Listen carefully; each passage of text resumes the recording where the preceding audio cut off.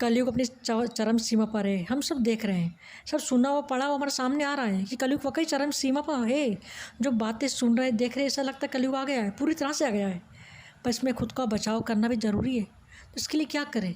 इसलिए भगवान को याद करिए, अपनी बुद्धि को परमात्मा से कनेक्ट करिए। क्यों करिए? ये तो कलयुग का प्रभाव हम पर नहीं पड़ना चाहिए, वो या हम उसके प्रभाव ना है, लेकिन भगवान हमारा कवच है। वो हमारी रक्षा करेगा, हमारा ध्यान रखेगा। हमारी रक्षा कैसे करेगा? वो धरती पर नहीं आएगा हमें रक्षा करने के लिए, हमें बचाने के लिए। हमारी बुद्धि को जागृत करेगा, वो हमें पावर देगा कि किस रास्ते में जाना है, कहाँ जाना है, क्या कैसे करना है। उस समय शक्ति मिलेगी, लाइट मिलेगी। इसे प्रभु को जितना कितना याद करिए। ऐसे नहीं कि बहुत ज़्यादा मंदिर में जाके पूजा भक्ति करनी, बहुत व्रत रखने, पैदल यात्रा करनी। भगवान ने तो सब बोला ही नहीं है।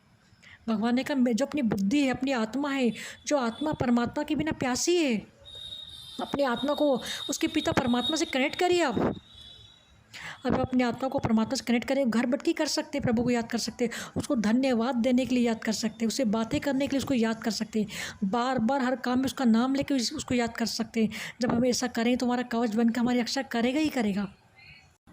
कलयुग अपनी चरम सीमा पर है। हम सब देख रहे हैं, सब सुना हुआ पढ़ा हुआ हमारे सामने आ रहा है कि कलयुग वाकई चरम सीमा पर है।